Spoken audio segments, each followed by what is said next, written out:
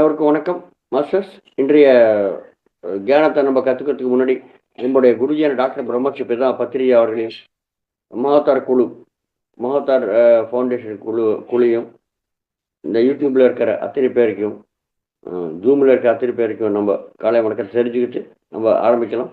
நம்ம மகா வாக்கியங்கள் என்ற தலைப்பில் சில விஷயங்கள் நம்ம தெரிஞ்சுக்கிறோம். வேதங்கள் எப்படி வந்தது என்ற விஷயத்தை நம்ம தெரிஞ்சுக்கிறோம். வேதங்கள் முதல்ல அபௌருஷயங்கள், அதாவது புருஷன் சொன்ன புருஷனாக்க இங்கே நீங்கள் ஆண் அப்படின்னு நினச்சக்கூடாது, ஒரு மனிதன். ஓகே, ஸோ மனிதன் சொன்னது கிடையாது. இந்த அபௌருஷயங்கள் எல்லாமே தியானத்தில் உட்கார்ந்து வந்தது தான். ஒன்று மூன்றாம் கண் வழியாக தெரிஞ்சுக்கிட்டு, இல்லை இன்னர் வாய்ஸ் வழியாக தெரிஞ்சுக்கிட்டு வந்தது தான் இந்த வேதங்கள். அது எல்லாமே கண்ணாமண்ணான் இருக்கிறதுனால அது சில பேர் வாய்ப்பேச்சு வழியே தான் அது வெளியே வந்தது, மற்றவங்க சொல்ல வச்சாங்க. ஸோ அது அப்படியே மறந்துறதுக்கு வாய்ப்பு இருக்குன்ட்டு வேதவியாசர் வேதங்களை வியாசம் அப்படின்னாக்கா பரப்பி வைக்கிறது. ஸோ அந்த வேதவியாசர் அந்த வேதங்கள் எல்லாத்தையுமே 4 பாகங்களை பிரித்து, கண்ணமண்ணன் இருக்கிற அந்த வேத ஸ்லோகங்களை 4 பாகங்களை பிரித்து ருக்வேதம், எதிர்வேதம், சாமவேதம், அதர்வண வேதம் அப்படின்ட்டு அவர் பிரித்து ஒரு வழி எல்லாருக்கும் புரிகிற மாதிரி எடுத்துன்னு வந்திருக்காரு.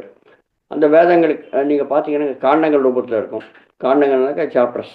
ஓகே, ஸோ 680 சாப்டர்ஸ் இந்த 4 வேதங்கள் சேர்த்து.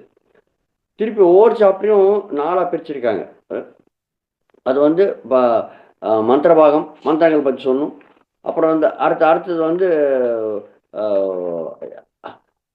பிராமணிக்கம் வந்து மந்திர அர்த்தத்தை, அந்த மந்திரத்தை நம்ம உச்சரித்தோம்னாக்கா என்ன பலன் கிடைக்கும், எப்படி பண்ணணும், யாரை பண்ணணும், எப்போ பண்ணணும், இது விஷயத்தை நம்ம தெரிஞ்சுப்போம். அதில் ஆரண்யக்கம் பண்ணுறது நம்ம மானப்பிரஸ்தம், அதாவது எல்லா நம்ம பொறுப்புகளை முடித்த பிறகு நம்ம வனத்துக்கு போயிடுவோம். இப்போ தான் ஓல்டு ஹோமன் வருது இல்லையா, அந்த மாதிரி வனத்துக்கு போயிட்டு நம்ம தவம் பண்ணுவோம். ஸோ அது அந்த முறைகள் ஆரண்யக்கத்தில். அப்புறம் அது கடைசியில் 4வது பாகம் உபனிஷத்து தான். உபனிஷத்துன்ற வார்த்தைக்கு நம்ம அர்த்தம் தெரிஞ்சுக்கணும். ரொம்ப சமீபத்தில், அதாவது பிரம்ம தத்துவத்துக்கு சமீபத்தில், ஆன்ம ஞானத்துக்கு சமீபத்தில். நீ அப்படின்னாக்க ஆன்மாவோட நிஜ தத்துவத்தை தெரிஞ்சுக்கிறது. ஷத் அப்படின்னாக்க நம்மளுடைய அஜ்ஞானத்தை போக்கிக்கிட்டு, சிரவணம் மனனம் நிச்சயாச வழியாக அஜ்ஞானத்தை போக்கிக்கிட்டு மோட்ச மார்க்கத்தை தெரிஞ்சுக்கிட்டு, அந்த மோட்ச மார்க்கத்தை கடம் பிடிக்கிறதுனால நம்ம ஜனன சக்கரத்தில் விடுபட்டு வெளியே வந்துடுவோம். அதுதான் உபனிஷத்துன்ற வார்த்தைக்கு அர்த்தம். ஸோ இதெல்லாம் நம்ம தெரிஞ்சுக்கணும். உபனிஷத்துகள் 1008 இருக்குது. ஆனால் காலப்போக்கத்தில் அது அழிஞ்சு காசு 108 தான் நம்மளுக்கு அது தெரிஞ்சுக்கிறதுக்கு வாய்ப்பு இருக்குது. மிச்சம் எல்லாம் அழிஞ்சு போயிடுச்சு, எங்கெங்கே போயிடுச்சு, அவ்வளோதான். எவ்வளோ வருஷங்களாக பண்ணுறாங்க அவங்க, 1000 வருஷங்கள், ஆயிரத்துக்கணக்கான வருஷங்களாக அவங்க உபனிஷத்துக்களில் தியானம் கொடுக்குறாங்க, இந்த வேத தியானம் கொடுக்குறாங்க. ஆனால் அந்த 108 கூட நம்மளால் படிக்க முடியாது. ஏன்னா எல்லாம் சான்ஸ்கிரிட் சோகத்தில் இருக்கும். யாருக்கு எத்தனை பேர் சான்ஸ்கிரிட் தெரியும்? அதனால் அதை இன்னும் சுருக்கி 10 உபனிஷத்துக்கள் ஆக்கிட்டாங்க. 10 உபனிஷத்து படிக்கிறது கூட கஷ்டமாக இருக்கும் இல்லையா?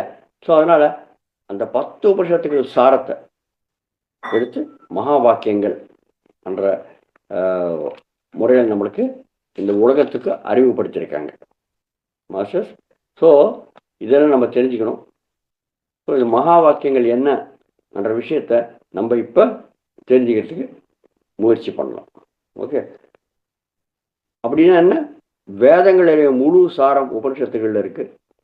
உபனிஷத்துகள் 1008 முழு சாரம் இந்த 10 உபனிஷத்துகளில் இருக்குது. அந்த 10 உபனிஷத்துகளில் இருக்கிற இன்னும் சாரத்தை பிழிஞ்சு நம்மளுக்கு கொடுக்குறாங்க மகா வாக்கியங்கள் அப்படின்ட்டு. ஸோ வேதமான அர்த்தம் என்ன முதல்ல நம்ம தெரிஞ்சுக்கணும். வேதமான வித்தன்னா ஞானம். வேதமான ஞானம் தான். ஞானம்னாக்க சும்மா அப்படியே காற்றுல கண்ணை கட்டி விட்ட மாதிரி சொல்கிற ஞானம் கிடையாது. சாஸ்திரபூர்வகமாக சொல்கிற ஞானம், அதாவது சயின்டிஃபிக்காக ப்ரூவ் பண்ணாங்க அந்த ஞானத்தை, பார்த்தீங்களா? ஸோ அந்த மாதிரி அவங்க கடமைன்னு சொல்லலை, எல்லாத்தையும் ப்ரூவ் பண்ணியிருக்காங்க. அதை ப்ரூவ் பண்ணோன்னாக்கா நம்ம கொஞ்சம் சாதனை பண்ணணும். சாதனை பண்ண தான் தெரிஞ்சிக்க முடியும். இதை தெரிஞ்சிக்க முடியாது. ஸோ ஞானத்தை நம்ம அடையணும் என்ற ஆர்வம் எப்போ ஆரம்பிக்கிறதோ அப்போ தான் நம்ம ஆன்மீகமாக முன்னேறத்துக்கு வாய்ப்பு இருக்கு. ஸோ யார் நம்மளுக்கு இந்த ஞானத்தை கொடுப்பாங்க? ஒரு குரு கொடுப்பார், அவ்வளோதானே. யார் நம்மளுக்கு ஞானம் கொடுக்கறதுக்கு ஒரு குரு தேவை. பாருங்க, நம்ம உலகத்தில் இருக்கிற எவ்வளவோ ஞானத்தை நம்ம அடையிறோம். அந்த அந்த ஞானம் இருக்கு வயிற்று பொழப்புக்காக. அதுவும் குரு கொடுக்குறாரு இல்லையா? நம்ம போகிறோமே, ஸ்கூலுக்கு போகிறோம், அப்புறம் ஹை ஸ்கூலுக்கு போகிறோம், அப்புறம் காலேஜுக்கு போகிறோம், அப்புறம் யூனிவர்சிட்டிக்கு போகிறோம். இதெல்லாம் பண்ணுறோம். இதெல்லாம் என்ன இருக்குது? இது அங்கே யார் இருக்காங்க? குருக்கள் தானே இருக்காங்க. அவங்க சொல்லி தான் நம்ம ஞானத்தை அடையிறோம். ஆனால் அதில் உலகத்துக்கு சம்மந்தப்பட்ட ஞானம், வயிற்று பொழப்புக்காக சம்மந்தப்பட்ட ஞானம். ஆனால் இது ஆன்மக்கு சம்மந்தப்பட்ட ஞானம். பார்த்தீங்களா? நான் யாருன்னு தெரிஞ்சுக்கிறதுக்கு சம்மந்தப்பட்ட ஞானம். அந்த ஞானம் தேவையாங்க? நீங்கள் கேட்கலாம், இந்த ஞானம் எதுக்குங்க? வயது பொறுப்புக்காக இருக்கிற ஞானம் பத்தாதா? இதெல்லாம் தெரிஞ்சுட்டு என்ன பண்ணுறது அப்படின்னு.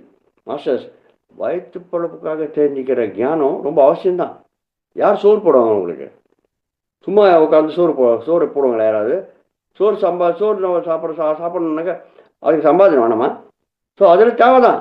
ஆனால் எவ்வளோ நீங்கள் சம்பாதிச்சாலும் இந்த வயிற்று பொழப்புக்காக தெரிஞ்சுக்கிற ஞானத்தை வச்சு எவ்வளோ சம்பாதிச்சாலும், எவ்வளோ சாப்பிட்டாலும், எவ்வளோ சொத்து சுகத்தை சேர்த்து வச்சாலும் அதை அனுபவிக்கும் போது நம்மளுக்கு திருப்தி இல்லாத போடுங்க. பார்த்தீங்களா? இந்த ரிலையன்ஸ் அம்பானி எடுத்துக்கோங்க. அவருக்கு எவ்வளோ கோடி கோடி கோடி பணம் இருக்குன்னு அவருக்கே தெரியாது. ஆனால் அவர் சந்தோஷமா இருக்காரு? இல்லை. இப்போ பாரு, ஏதோ ஒரு துக்கத்தில் இருக்கார். ஒரு கம்மி, ஏதோ ஒன்று கம்மியாச்சுன்ட்டு. சொத்து கம்மியாச்சா? இல்லை. இப்போ என்னதான் கம்மியாயிடுச்சு? திருப்தி. பார்த்தீங்களா?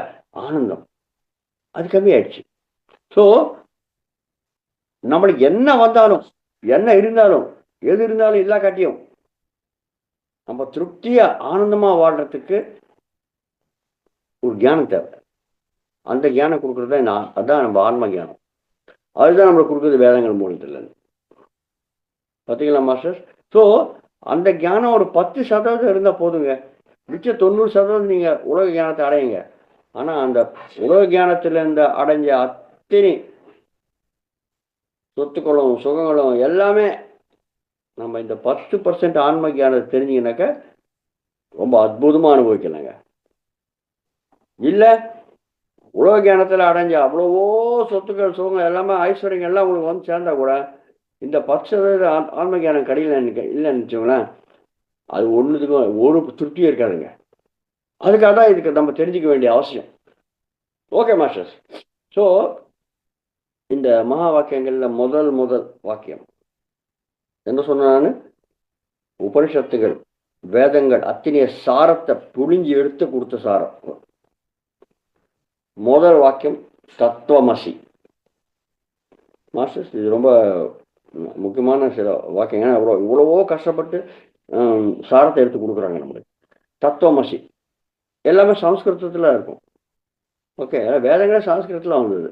அதுதான் வேதங்களில் சம்ஸ்கிருதத்தை நம்ம தேவபாஷை அப்படின்னு சொல்லுவோம். நம்ம தத்துவமசி தத் அப்படின்னாக்கா அது, தத்தனாக்கா அது, துவம் நீயாய், அசி ஆயிருக்க. தத்துவமசி அப்படின்னாக்கா அது நீயாய் ஆயிருக்க. முதல்ல சீடன் போவார் குரு கிட்ட கற்றுக்கிறதுக்கு, ஞானத்தை கற்றுக்கிறதுக்கு, ஆன்ம ஞானம் கற்றுக்கிறதுக்கு போவார். போனோன்னா அவருக்கு கற்றுக்கணுன்ற ஒரு ஆர்வம் வரும் இல்லையா? ஞானம் தெரிஞ்சுக்கணும்னு ஆர்வம் வரும். நான் யார் அது தெரிஞ்சுக்கணும் ஆர்வம் வரும் இல்லையா? நான் ஏன் அப்படி இருக்கேன், ஏன் பிறந்தேன் தெரிஞ்சுக்க இருக்கு இல்லையா? குருக்கிட்ட போவார். குருக்கிட்ட போனோன்னா குரு சொல்லுவார், தத்துவமசி அது நீயாயா இருக்க. எது நீயாயா இருக்க அவர் சொல்ல மாட்டார். அது நீயாயா இருக்க சொல்றார். அவ்வளவுதான். தத்துவமசி அப்படி சொல்றார். அது நீயாய் ஆயிருக்க.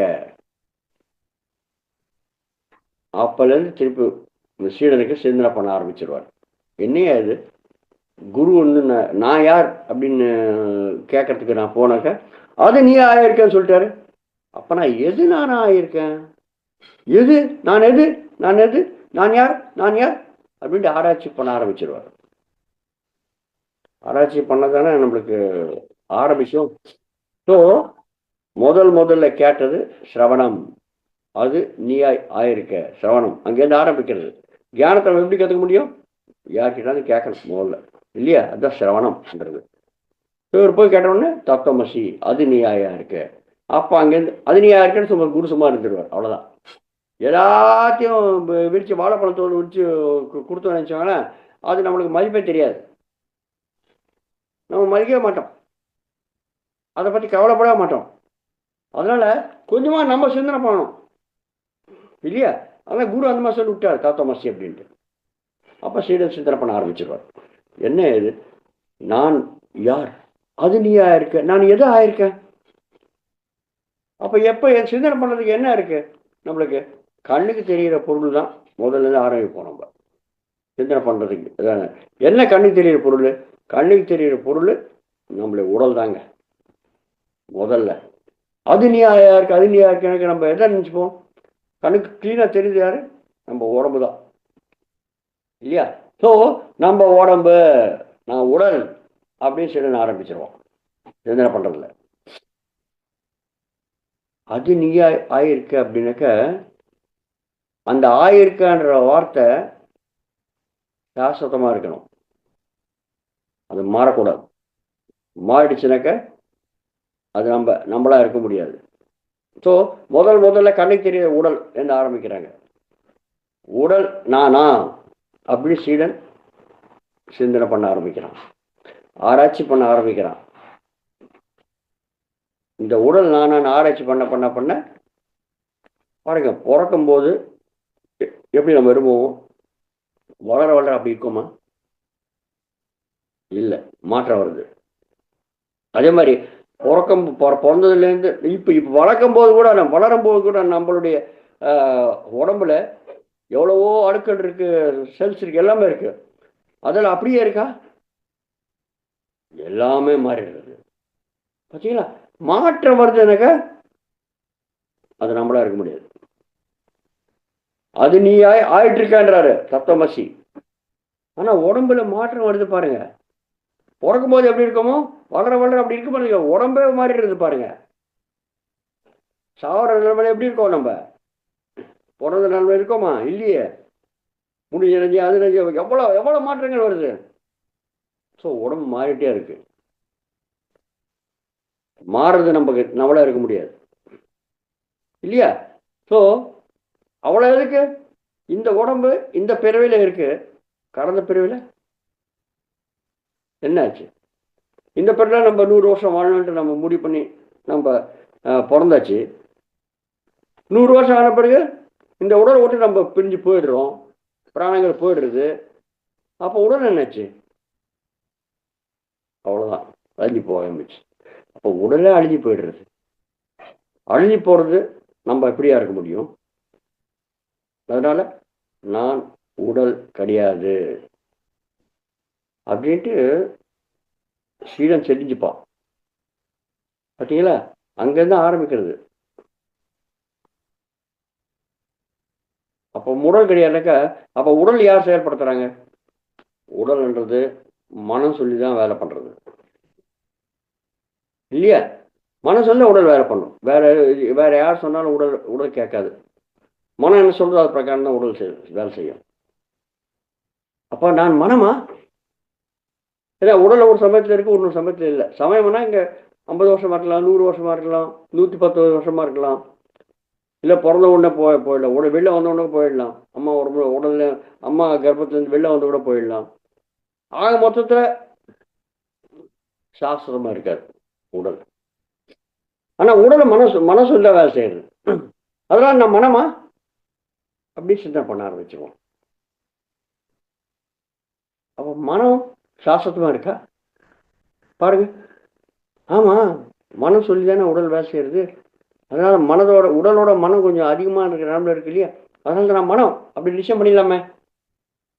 திருப்பி சிந்தனை பண்ண ஆரம்பிப்பாங்க. ஆமா, மனம் சொல்லி தான் உடல்ல இருக்கிற எல்லா காரியங்களும் நடக்கிறது, அதுல எந்த சந்தேகம் கிடையாது, இல்லையா? ரைட். இப்போ நம்ம தூங்கணும்னு நினச்சோங்கண்ணே, தூக்கத்துக்கு போயிட்டாக்க தூக்கத்தில் கனவு வருது. கனவு வருதுனாக்கா எதனால் வருது? நம்முடைய மனம் வேலை செய்கிறதுனால தான் கனவு வருது. மனோமய உடல், நம்மளுக்கு நிறைய உடல் இருக்கிற சொன்னோம் இல்லையா? ஸோ மனோமய உடல் வேலை செய்கிறதுனால கனவே வருது.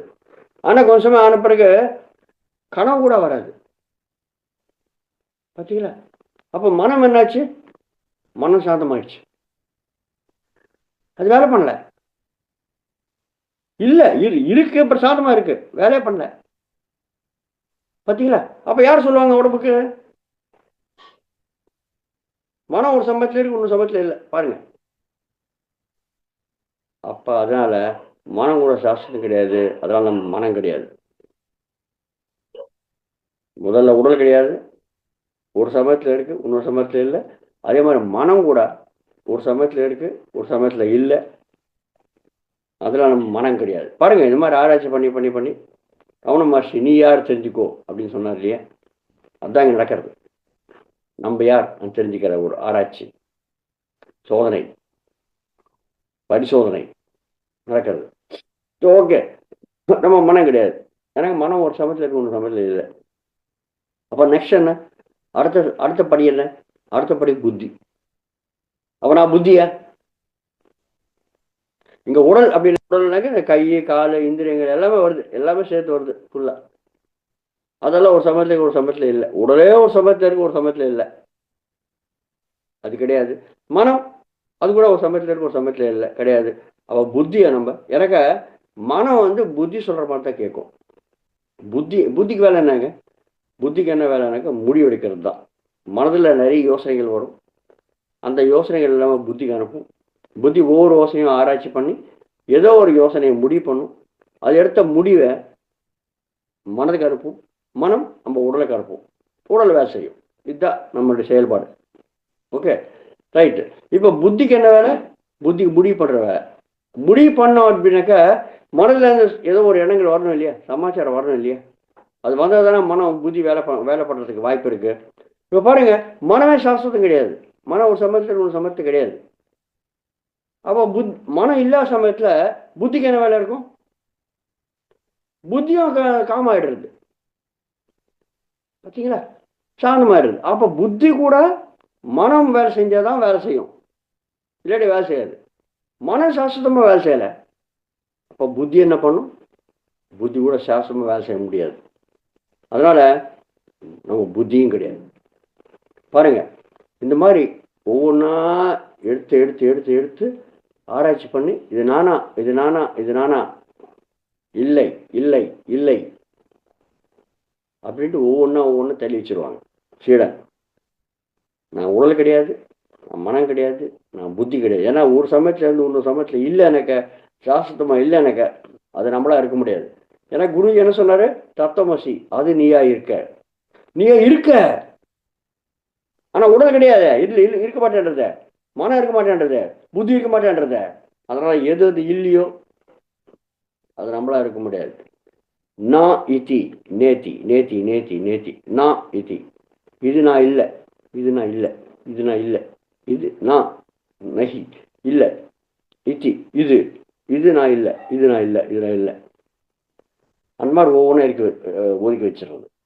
ஸோ அங்கேருந்து ஆரம்பிக்கிறதுங்க ஞான துருஷ்ணம். ஞானத்தை நம்ம தெரிஞ்சுக்கணுன்ற ஒரு ஆர்வம், ஒரு இன்ட்ரெஸ்ட். ஸோ தத்துவமசிலேருந்து ஆரம்பிக்கிறது. பார்த்தீங்களா மாஸ்டர்? ஸோ சீடன் தெரிஞ்சுப்பான், ஓ நான் உடல் கிடையாது, நான் மனம் கிடையாது, நான் புத்தி கிடையாது. அதுக்கு மேலே அவனை யோசனை பண்ணுறதுக்கு வாய்ப்பு இல்லை. எனக்கு எல்லாமே நம்மளுக்கு கண்ணு தெரியுது, நம்ம அறிவு கட்டுறது தான் நம்ம யோசிக்க முடியும். அது மாதிரி முடியாது. உடனே திருப்பி குரு கிட்ட ஓடுவான்.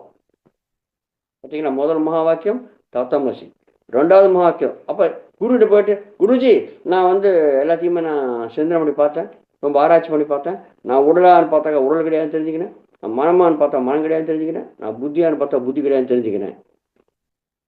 அப்புறம் நான் யாரும் எனக்கு தெரிய மாட்டேன்றதுங்க, தயவுசெய்து சொல்லுங்கண்ணே அப்படின்னு குரு கிட்ட போவார். திருப்பி முதல்ல சிரவணம் கேட்டார் தத்துவமசின்ட்டு. அப்போ குரு சொல்லுவார் அடுத்த மகா வாக்கியம், என்ன? அயம் ஆத்மா பிரம்மா. பார்த்தீங்களா? அயம் நீ, ஆத்மா ஆன்மான்ற நீ தான் பிரம்மமாய் இருக்க. அந்த பிரம்மத்துல நீ ஒரு ஆன்மாவா இருக்க. பார்த்தீங்களா? அயம் ஆத்மா பிரம்மனாக்க இந்த பிரம்மத்துல நீ ஒரு ஆன்மாவா இருக்க. நீ ஒரு ஆன்மா அப்படின்னு சொல்லுவாருங்க. பார்த்தீங்களா? முதல்ல உடல் கிடையாது, மனம் கிடையாது, புத்தி கிடையாது தெரிஞ்சுக்கிட்டு அது எதுவும் கிடையாது தெரிஞ்சு ஓடினாரு. அப்புறம் அடுத்த மகா வாக்கியம் அயம் ஆத்மா பிரம்மா, நீ பிரம்மத்துல ஒரு ஆன்மாவா இருக்க அப்படின்னு அவர் சொல்லிட்டார். அப்புறம் திருப்பி மனநம் அவர் சொன்ன ரிவர்ஸ் பண்ணிக்கணும் இல்லையா? நான் பிரம்மாவா இருக்கேனா, நான் ஆன்மாவா இருக்கேனா அப்படின்னு திருப்பி திருப்பி திருப்பி திருப்பி அவரை யோசனை பண்ண ஆரம்பிப்பார். அப்போ பிரம்மம்னு என்ன? பிரம்மம், ஐயோ பிரம்மம்னு ஒரு வார்த்தை வந்திருக்கு. பிரம்மம் அப்படின்னாக்க, பிரம்மம் அப்படின்னாக்க பூரி இதி பிரம்மம். பூரி அப்படின்னாக்க பெருசு, இத்தி பெருசா இருக்கிற இதுதான் பிரம்மம் அப்படின்ட்டு விளக்கம். எவ்வளவு பெருசு, எவ்வளவு பெருசு நம்ம எப்படி அளப்போங்க? எதையாவது நம்ம அளவு சொல்லணும்னா எப்படி அளப்போம்? நம்ம நம்ம 4 வகையில் அளப்போம். அளக்கிறதுல ஒன்று நீளம். நீளம்னா எவ்வளோ கிலோமீட்டரா? எவ்வளோ கிலோமீட்டர் இருக்கு? 1 கோடி கிலோமீட்டர் இருக்குமா? ஆஹா, அளக்க முடியாது. அதுக்கு என்ன பெருசு? கோடி கோடி கிலோமீட்டரா?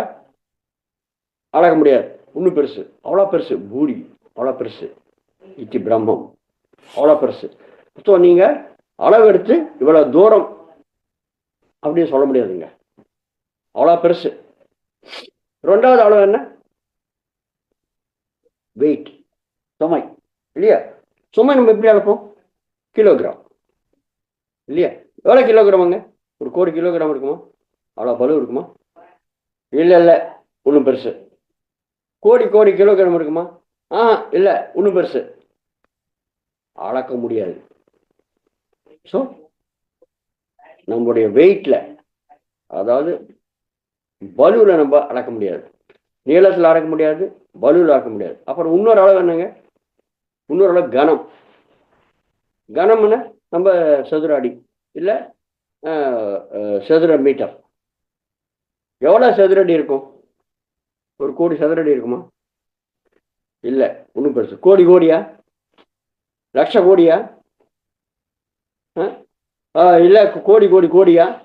அளக்க முடியாது. எவ்வளோ கனம்? அளக்க முடியாது, அவ்வளோ பெருசு பூரி இத்தி பிரம்மம். பார்த்தீங்களா? 4வது அளவு என்ன? 4வது அளவு சமயம். சரிங்களா? எவ்வளோ சமயங்க? 1 மணி நேரமா? 1 வாரமா? 1 மாசமா? 1 வருஷம் சமயமா? 10 வருஷம் சமயமா? இல்லை, இன்னும் பெருசு. 100 வருஷமா? கோடி வருஷமா? கோடி கோடி வருஷங்களா? கோடி கோடி கோடி வருஷங்களா? அந்த சமயத்தை அளக்க முடியாது. ஸோ இந்த 4 விதமாக நம்ம எல்லாமே அளப்போம். ஒன்று நீளம், இன்னொன்று சுமை பலு, 3வது கனம், 4வது சமயம். இந்த 4 விதமாக எதுவுமே எப்படி அளந்தா கூட நம்மளுக்கு அதை அளக்க முடியாது, அவ்வளோ பெருசு பூரி இத்தி பிரம்மம். சரிங்களா? அவ்வளோ பெருசியா? அவ்வளோ பெரிய பிரம்மத்தில் நீ ஒரு ஆன்மாவா இருக்க. அயம் ஆத்மா பிரம்மா. ஐயோ, அவ்வளோ பெருசுல நான் ஒரு ஆத்மாவா இருக்கேனா அப்படின்னு மனனம் பண்ண ஆரம்பிச்சிருவாரு சீடன். பாருங்க, 2வது மகா வாக்கியம் அயம் ஆத்மா பிரம்மா. முதல் மகா வாக்கியம் தத்தமசி எங்கேருந்து எடுத்தது? எங்கேருந்து எடுத்தாங்க? சாந்தோக்கியோபனிஷத்துல, சாமவேதத்திலிருந்து எடுத்தது. பார்த்தீங்களா?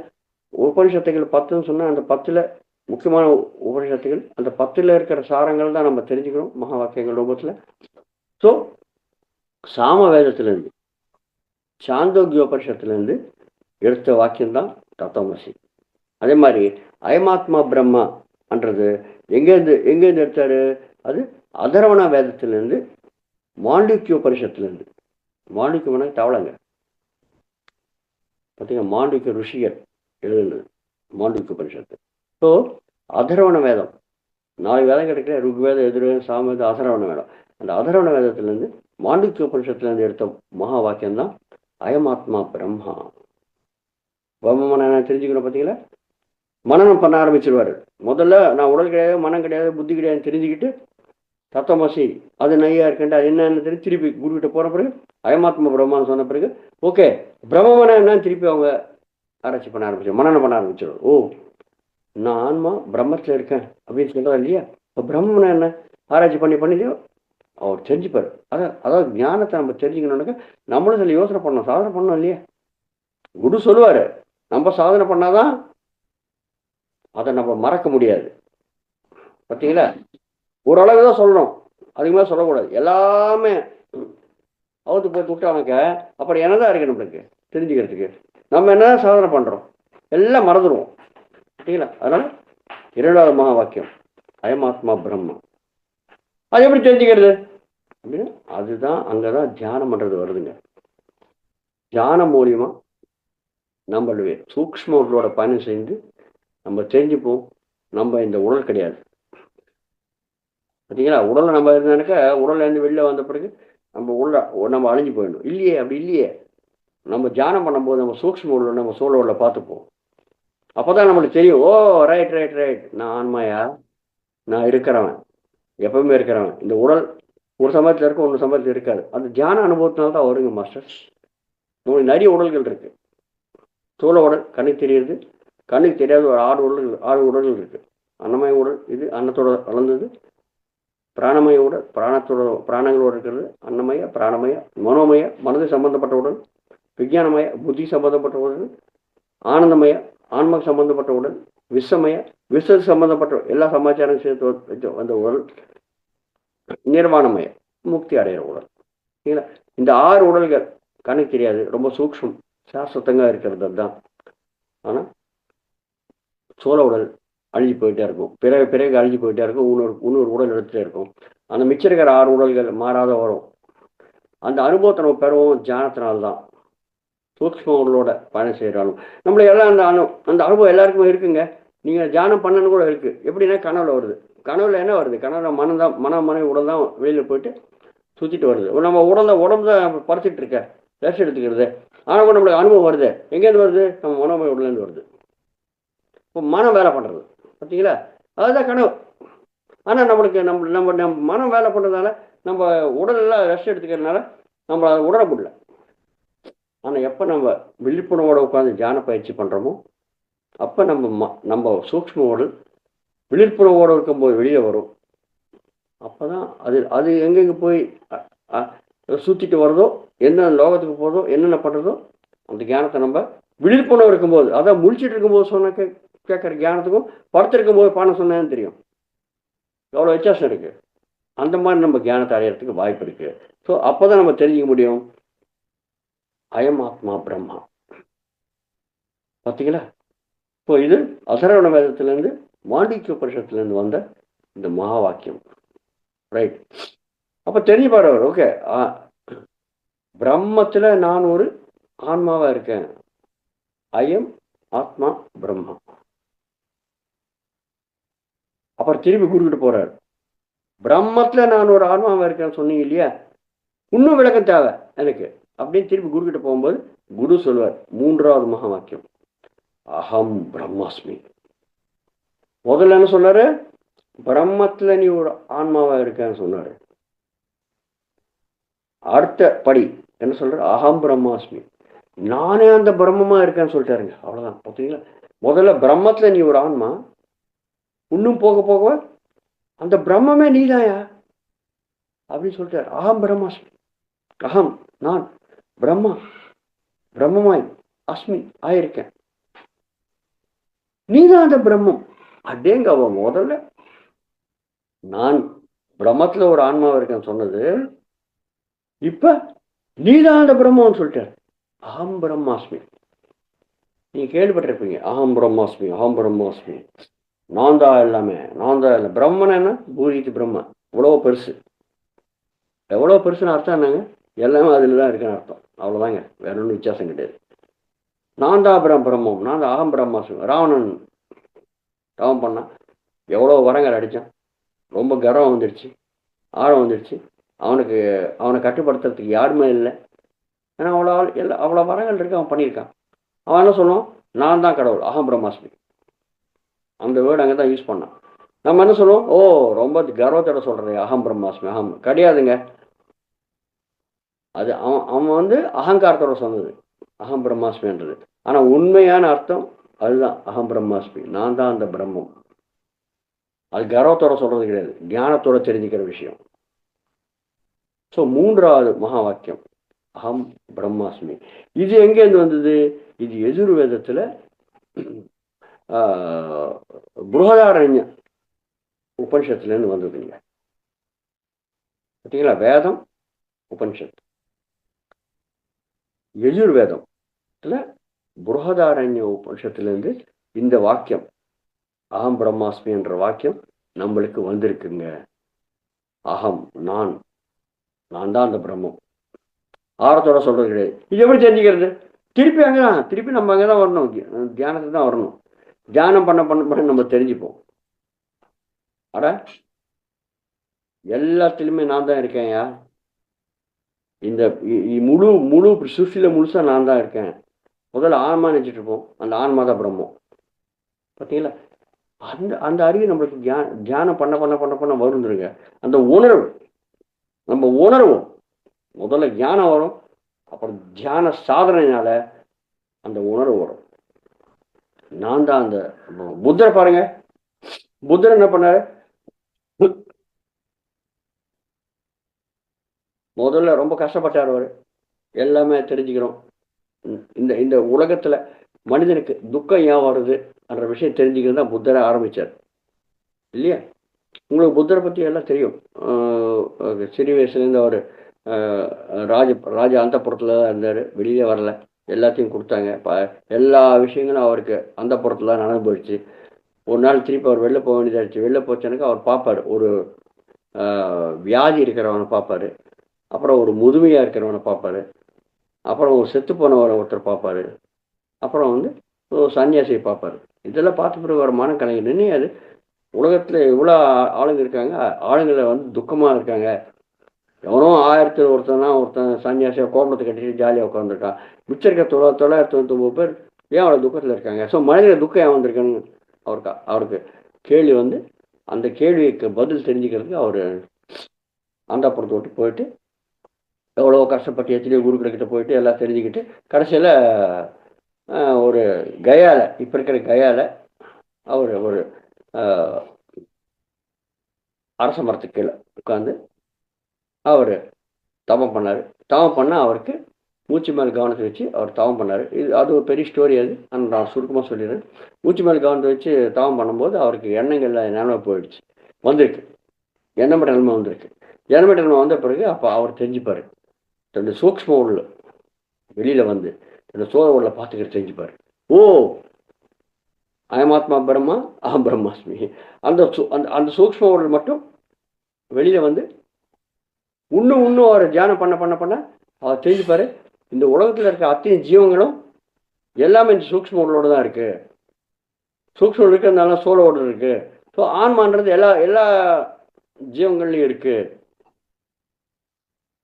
அப்படின்னு அவர் ப்ராக்டிக்கலாக தெரிஞ்சுப்பார். பார்த்தீங்களா?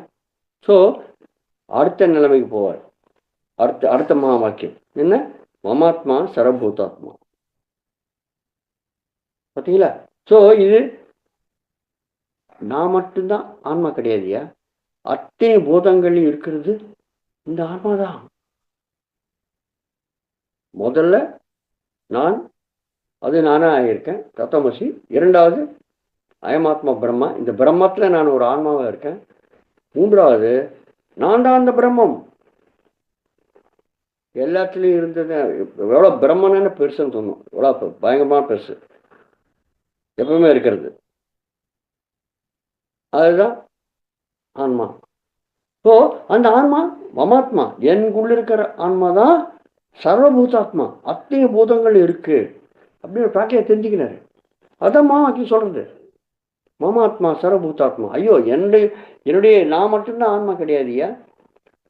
இந்த 84 லட்சம் உயிரினங்கள் இல்லை இருக்கிறதும் ஆன்மா தான். மமாத்மா எனக்குள்ள இருக்கிற ஆன்மா தான் சர்வ பூதாத்மா. அத்தனை பூதங்கள் இருக்கிற ஆன்மாவா இருக்கு. பார்த்தீங்கன்னா அப்படிதான் அது அது அது பெருசா இருக்க முடியும். பூரீதி பிரம்மா எல்லாத்தையும் இருக்கிறது தானே பெருசா இருக்க முடியும். பெருசா இருக்குன்னு அர்த்தம் என்ன? எல்லாம் அதில் அடங்கியிருக்குன்னு அர்த்தம். அப்படின்னு அர்த்தம் என்ன? அத்தனை பூதங்கள் அடங்கி இருக்கிறது அந்த ஆன்மா தான். எங்குள்ள இருக்கிற ஆன்மா தான் எல்லா பூதங்களும் இருக்கு. மமாத்மா சர்வபூதாத்மா.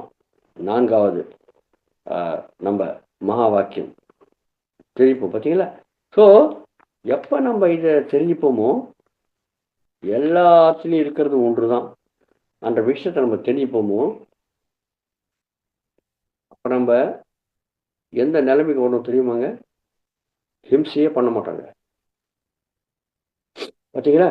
ஹிம்சை ஏன் பண்ணுறீங்க? ஹிம்சைனா என்னங்க? ஹிம்சைனா என்ன? நம்மளால் இன்னொரு உயிரினத்துக்கு சிந்தனையாலேயோ சொல்லாலேயோ செயலாலேயோ துன்பத்தை கொடுக்கறது தான் ஹிம்சை. ஓகே. ஸோ எல்லா உயிரினங்களும் இருக்கிறது இந்த ஆன்மா தான்.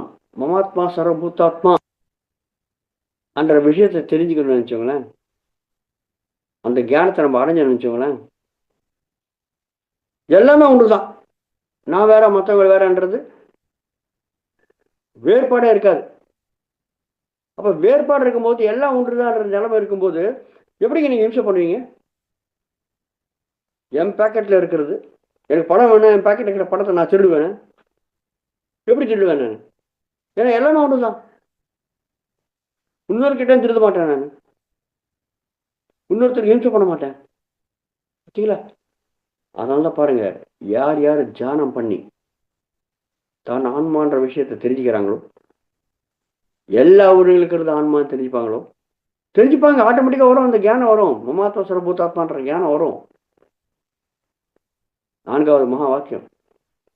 அப்போ எப்படிங்க ஹிம்சை பண்ணுவீங்க நீங்க? ஒரு கோழியில இருக்கிறது அந்த ஆன்மா தான். ஒரு மாட்டில் இருக்கிறது அந்த ஆன்மா தான். ஒரு ஆட்டில் இருக்கிறது அந்த ஆன்மா தான். எங்குள்ள இருக்கிறது அந்த ஆன்மா தான். எதிர்க்க இருக்கவங்க கிட்ட இருந்த ஆன்மா தான். எல்லாருக்கிட்ட இருக்க எல்லா உயிரினங்களும் இருக்கிற ஆன்மா தான். அப்போ யாரை நீங்கள் ஹிம்சை பண்ணுவீங்க? எல்லாம் ஒன்று தான் என்ற பாவனை வரும்போது இன்னொரு உயிரினத்தை நீங்கள் ஹிம்சை பண்ணீங்கன்னா உங்களை நீங்கள் ஹிம்சை பண்ணிக்க போகிறதான் உணர்ச்சி வரும். அதனால தான் பாருங்க, தியானம் பண்ணுறவங்க எவ்வளோ நான்வெஜ் சாப்பிட்டாலும் அவங்க வெஜிடேரியனை மாறிடுவாங்க. நான்வெஜ் சாப்பிட்றதுனால ஹிம்சை பண்ணி தான் ஆனோம் இல்லையா? ஹிம்சை பண்ணாத இன்னொரு உயிரினத்தை நம்ம சாவடிக்காத நம்மளுக்கு அந்த உணவு கிடைக்காது. சாவடிக்காத ஹிம்சை அது ஆட்டோமேட்டிக்காக நின்றும். மமாத்மா சர்வபூதாத்மா. எவ்வளோ உணவு நம்மளுக்கு இருக்கு, முதல்ல நம்ம தெரிஞ்சுக்கணும். தாவர உணவு தான் டைரக்டாவோ இன்டைரக்டாவோ உணவாக இருக்குன்ட்டு. இன்டைரக்டாக வர உணவு அது சுஷ்டியுடைய கிரமத்திலேயே அந்த மாதிரி புளிக்க அந்த புல் சாப்பிடாது, அது மாംസം சாப்பிடும். அது சுஷ்டியில் நடந்திருக்கு. ஆனால் மனிதனுக்கு அந்த மாதிரி கிடையாது. மனித உடல் இருப்ப அந்த மாதிரி கிடையாது. அதனால ஹிம்சன்றது பண்ண மாட்டாங்க. பார்த்தீங்களா? இந்த தியானம் வந்துடும். நீங்கள் தியானம் பண்ண மமாத்மா சர்வபூதாத்மா. ரைட். இனி அடுத்த ஸ்டெப்பு தியானம் தியானம்ன்றது அனந்தங்க. ஆனால் நம்ம சில சுருக்கமாக சில மகாவாக்கியங்கள் நம்ம தெரிஞ்சுக்கணும். தவிர தியானம்ன்றது அனந்தம். ஆனால் ஒரு அளவுக்கு நம்ம தெரிஞ்சுக்கினாக்க இனிமேல் எவ்வளோ தெரிஞ்சுக்கினாலும் அவ்வளோதான் இருக்கும் நம்ம தெரிஞ்சுப்போம். ஆனால் அடிப்படையான ஞானத்தை நம்ம தெரிஞ்சுக்கணும். அதாவது அஸ்திவாரத்தை நம்ம நல்லா தெரிஞ்சுக்கினாக்க வெள்ளி எவ்வளோ பெருசாக காட்டலாம். ஓகே. அடுத்த மகா வாக்கியம் சர்வம் கலித்துவம் பிரம்மா. கலித்துவனாக்க செய்யப்பட்டது, உருவாக்கப்பட்டது. சர்வம் அனைத்தும் உருவாக்கப்பட்டது எதனால? பிரம்மத்தினால்தான். அதாவது பிரம்மத்திலிருந்து தான் எல்லாமே உருவாக்கப்பட்டது. சுஷ்டியானது பிரம்மத்தினால்தான். இந்த பிரம்ம பதார்த்தம் தான் அத்தனை சுஷ்டிலையும் நிறைஞ்சிருக்கு. சர்வம் கலித்துவம் பிரம்மா. இந்த பிரம்ம மூலியமா தான் அத்தனையுமே சுஷ்டியா இருக்கு. சுஷ்டியில் இருக்கிற எதை பார்த்தாலும், எந்த பொருளை பார்த்தாலும் நீங்க, அது பொருளாக இருக்கட்டும், உயிரினமாக இருக்கட்டும், எதா இருக்கட்டும், எல்லாமே பிரம்மன் தான். சர்வம் கலித்துவம் பிரம்மா. இது எங்கேருந்து வந்தது? இது இது சாந்தோக்கியோபனிஷத்துலேருந்து வந்தது இந்த மகா வாக்கியம். சர்வம் கலித்துவம் பிரம்மா. பார்த்தீங்களா? ஸோ நம்மளுக்கு முதல்ல சிரவணம் தத்துவமசி, மனனம் அயமாத்மா பிரம்மா. அப்புறம் நான் அந்த பிரம்மத்தை பற்றி நம்ம சிந்தனை பண்ணும்போது அதுதான் நிதி ஜாசனம். ஜாசனக்க கவனம், நிதி ஜாசனக்க நிதி எனக்கு புதையல், அதாவது ஐஸ்வர்யம். சாரி, செல்வம்.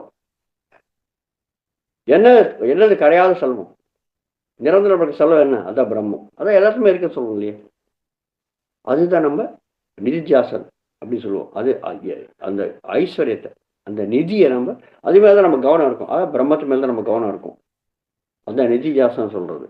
எப்போ நம்ம மமாத்மா சர்வபூதாத்மா அந்த அத்தனையுமே எல்லா பூதங்களையும் நம்ம அங்கேதான் இருக்க சொல்லணும். அதுதான் நம்மளுக்கு கடைசியில் ஈஸ்வர பிரணிதானம். ஈஸ்வர பிரணிதானம் அத்தனையுமே ஈஸ்வரமயம் தான். பிரம்மத்துக்கு இன்னொரு பேர் நம்ம ஈஸ்வரன் வச்சிருக்கோம். பரமாத்மா, பிரம்மா, பேர் வித்தியாசமா இருக்கிறாங்க, ஆனால் மூலமான பொருள் ஒன்று தான். ஓகே, யாருக்கு என்ன? நான் கிறிஸ்டியனாக இருந்தாலும் நான் ஜீசஸ் கிறிஸ்டின் வச்சுப்பேங்க. ஜீசஸ் கிறிஸ்ட் சுப்ரீம் காட், அவர் தான். ஓகே, உங்கள் இஷ்டம் வச்சுக்கோங்க, தப்பு என்ன இருக்கு? அல்லான்னு சொல்லுவேன் நான் முஸ்லீமாக இருந்தேன். எனக்கு இந்துவாக பரமாத்மான்ற வார்த்தை வந்து எல்லாத்துலேயும் பொதுவாக இருக்கு. அதான் நம்ம யூஸ் பண்ணோம். நீங்கள் ரொம்ப பக்கமாகி அதெல்லாம் வேணாங்க, நான் கிறிஸ்டின் கிடையாது, ஹிந்து கிடையாது, நான் பக்கா ஹிந்து. ஓகே, ஆதி பரசக்தின்னு வச்சுக்கோங்க. என்ன பேர் வச்சுக்கினா என்னங்க, எல்லாம் ஒன்று தான். பேர் தான் வித்தியாசம் இருக்கு தவிர மூலப்பொருள் வித்தியாசம் கிடையாது. அதுதான் பிரம்மம், அதுதான் ஆன்மம். ஸோ சர்வம் கலித்தும் பிரம்மம் அத்தினிமே இந்த பிரம்மத்திலிருந்து தான் உருவாக்கப்பட்டிருக்கு. சிருஷ்டியே இந்த பிரம்ம பதார்த்தத்துல தான் தயாராக்கப்பட்டிருக்கு. அதுதான் சர்வம் கலித்துவம் பிரம்மா. இது சாந்தோக்கியோபனிஷத்திலிருந்து வந்த இந்த மகா வாக்கியம். பார்த்தீங்களா? ஸோ பிரம்மம் என்னன்னு தெரிஞ்சுக்கணும். நம்ம பூரி இது பிரம்ம ரொம்ப பெருசு. இன்னும் நம்ம தியானம் தெரிஞ்சுக்க ஆரம்பிச்சிருக்க இது கடைசி மகா வாக்கியம் வருது, பிரஜானம் பிரம்மா. ஓகேங்க, இந்த சுஷியெல்லாம் பண்ணனாக்க ஏதோ தியானம் தேவையில்லை. ஏதாவது ஒரு பொருள் தயார் பண்ணனாக்க அதுக்கு நம்மளுக்கு அறிவு தேவையில்லையா? அந்த பொருளை எப்படி தயார் பண்ணுறோன்ற ஞானம் தேவையில்லை இல்லையா? பிரஜானம், பிரஜானம்னா ஜானம்னாக்க சாதாரண ஜானம். ஓகே, பிரஜானம்னாக்க ரொம்ப விசேஷமான ஜானம். அந்த பிரஜானம், அந்த ஜானம் தான் அந்த பிரம்மம். பார்த்தீங்களா? எவ்வளவோ பொருட்களை நம்ம சுற்றில இருக்கிற அத்தனையும் தயார் பண்ணுறதுக்கு தேவை இருக்கிற தியானத்தை வச்சிருக்கோம். பார்த்தீங்களா? அந்த ஞானம் தான், அதான் பிரஜானம். அந்த பிரஜானம் தான் பிரம்மம். பார்த்தீங்களா? இது 6வது மகா வாக்கியம், பிரஜானம் பிரம்மம். இது எங்கேருந்து வந்தது? இது ருக்வேதத்தில் இருக்கிற ஐத்திரியோபனிஷத்திலிருந்து வந்த இந்த மகா வாக்கியம். பார்த்தீங்களா? இதான் கடைசி டாப் மோஸ்ட் லெவல். அவ்வளோதான். எந்த ஞானம் தேவையோ நம்மளுக்கு இந்த சுஷ்டியை படைக்கிறதுக்கு, உருவாக்குறதுக்கு. எப்படி சுஷ்டி உருவாயிருக்கு? பிரம்ம பதார்த்தத்திலிருந்து தான் உருவாயிருக்கு. அந்த பிரம்ம பதார்த்தம் தான் அந்த ஞானத்தோட சுஷ்டியை உருவாக்கியிருக்கு. பிரஜானம் பிரம்மா. இதுதான் ஈஸ்வர பிரணிதானம். எல்லாமே ஈஸ்வரமயம், எல்லாமே பிரம்ம பதார்த்தம் தான், எல்லாமே ஜீசஸ் கிறிஸ்ட் தான், எல்லாமே அல்லா தான், எல்லாமே இந்த குரு கிரந்த் தான். பார்த்தீங்களா? நீங்கள் அதாவது வச்சுக்கலாம், உங்கள் உறுப்பு இருக்காது வச்சுக்கோங்க, அதை பற்றி கவலை கிடையாது. ஆனால் மூலப்பொருள் ஒன்று தான். வித்தியாசம், பேர் வித்தியாசமாக இருந்தாலும் இருக்கிறது ஒன்று தான். இதுதான் 6 மகா வாக்கியங்கள். பார்த்தீங்களா? அந்த மூல சேத்தன்யம், அந்த மூல பொருளை பற்றி தெரிஞ்சுக்கிற அந்த அறிவு தான், அந்த ஞானம் தான் நம்மளுக்கு தேவை. அப்போதான் நம்ம யாரும் தெரிஞ்சுக்கிறதுக்கு வாய்ப்பு இருக்கு. இதெல்லாம் தான் நம்மளுக்கு மகா வாக்கியம். இதெல்லாம் ஏன் தெரிஞ்சுக்கிறோங்க? இதெல்லாம் ஏன் தெரிஞ்சுக்கிறதுக்கு அவசியம் என்ன இருக்கு அப்படின்னாக்க, நம்ம முதல்ல ஆரம்பித்தோம், கடந்த செக்ஷன் நம்ம தெரிஞ்சுக்கோ ஆரம்பிக்கும் போது சுஷ்டின்றது எப்படி ஆரம்பிச்சிருக்கோம் அப்படின்னாக்க, பரமாத்மா தன்னைத்தான் தெரிஞ்சுக்கணுன்ற ஆர்வத்தோட ஆரம்பிச்சிருக்கு சுஷ்டின்றது இல்லையா? ஸோ எவ்வளவோ அம்சாத்மங்கள் வந்தாங்க, அவங்க தான் சுஷ்டி பண்ணுறாங்க. முதல்ல கல், அப்புறம் தாவரங்கள், அப்புறம் எல்லா விலங்குகள், பூமியில் இப்போ தண்ணியில் நடமாடுறது, பூமியில் நடமாடுறது, அப்புறம் பறவைகள், அப்புறம் மனித சுற்றி அது தெரிஞ்சுக்கணும் இல்லையா? இதெல்லாம் ஆன பிறகு இந்த கியானம் எல்லாங்க போகிறது, இந்த கியானம் எல்லாம் அம்சாத்மக வழியாக பரமாத்மா தான் போய் சேருது. அதனால் எவ்வளோ கியானத்தை தெரிஞ்சுக்கினாலும் இன்னும் கியானம் வேணுன்ற ஆர்வம் இருக்கிறவன் தான் பரமாத்மா. இந்த கியானம் முழுசு அங்கே தான் போய் சேர்றது. பார்த்தீங்களா? அதனால்தான் இந்த இந்த படைப்பில் யார் அக்ஞானி அப்படின்னாக்க பரமாத்மா தான். என்னங்க அக்ஞானி பரமாத்மா சொல்கிறீங்க அப்படின்னு நீங்கள் சொல்லலாம். அக்ஞானம்னாக்க அறியாமல் கிடையாதுங்க. எவ்வளோ கியானத்தை அடைஞ்சாலும் இன்னும் தெரிஞ்சுக்கணுன்ற ஆர்வம் இருக்கிறவங்க தான் அக்ஞானி. எவ்வளோ கியானத்தை அடைஞ்சாலும் இன்னும் பத்தலை, இன்னும் வேணும், அதுதான் அக்ஞானி. இந்த கியானம் எங்கே போய் சேர்றது? கடைசியில் பூர்ணாத்மாவுடைய அந்த ஆன்மாவுடைய தரங்கள் இருக்கு, அது வழியாக கடைசியில் பரமாத்மா போய் சேர்றது. இது நிரந்தரமாக நடக்கிற ஒரு செயல், இதுக்கு அழிவு கிடையாது, சாஸ்வதமாக நடக்கிற செயல். நம்ம சொல்லுவாங்க பிரளயம் வந்தாக்க உலகமே அழிஞ்சு போகணும், எல்லாம் செத்துருவாங்க, அது நடக்காது. பார்த்தீங்களா மாஸ்டர்? ஸோ இதுதான் நம்ம மகா வாக்கியங்கள், 6 மகா வாக்கியங்கள். தத்துவமசி, அயமாத்மா பிரம்மா, அகம் பிரம்மாஸ்மி, மமாத்மா சர்வபூதாத்மா, சர்வம் கலித்வம் பிரம்மா, பிரஜானம் பிரம்மா. பார்த்தீங்களா? ருக்வேத ஐத்திரியோபனிஷத்தில் வந்தது இந்த பிரஜானம் பிரம்மா. 6 மகா வாக்கியங்கள். அதில் சில சின்ன மகா வாக்கியங்கள் இருக்கு. அது என்னன்னாக்க ஐஆம் தட், சோகம் தியானம் எல்லாம் பண்றாங்க நிறைய பேர். சோகம், ஐஆம் தட், அது என்ன சொல்றது? ஐஆம் தட்னா என்ன? நான் தான் அது, தத்துவமசி. சும்மா மாறுபட்டு சொல்றது, அவ்வளோதான், வேற விதமா சொல்றது தான். தத்துவமசி என்ற வார்த்தை ஐஆம் தட். ஈசான்யோபனிஷத்துலேருந்து வந்த இந்த வாக்கியம் தத்துவமசி இருக்கு, மாறுதலா. இன்னொரு மகாத்மா ஏக்கம் வா அத்விதீயம் பிரம்மா. பிரம்மம் ஒன்றுதான், இரண்டாவது கிடையாது. அதாவது இரண்டாவது தானே அந்நியமா இருக்கிறதுக்கு வாய்ப்பு இருக்கு. அந்நியமா எதுவும் கிடையாது. எத்தனை பொருளை தெரிஞ்சாலும் இருக்கிற மூலப்பொருள் ஒன்றுதான். ஏக்கம் அத்விதீயம் பிரம்மா. பிரம்மம்ன்றது இரண்டாவது பொருள் கிடையாது, இருக்கிறது ஒரே ஒரு பொருள் தான். பார்த்தீங்களா? அப்படி அது எதை குறிக்கிறது? அதுவும் இதுதான் குறிக்கிறது, சர்வம் கலித்வம் பிரம்மா. பார்த்தீங்களா? ஸோ இது கூட சாந்தோக்கிய உபனிஷத்துலேருந்து வந்த ஒரு வாக்கியம், திருப்பி சொல்றாங்க, அவ்வளோதான். ஸோ மூலமாக நம்மளுக்கு 6 மகா வாக்கியங்கள். தத்துவமசி, அயமாத்மா பிரம்மா, அகம் பிரம்மாஸ்மி, மமாத்மா சர்வபூதாத்மா, சர்வம் கலித்வம் பிரம்மா, பிரஜானம் பிரம்மா. பார்த்தீங்களா? முழு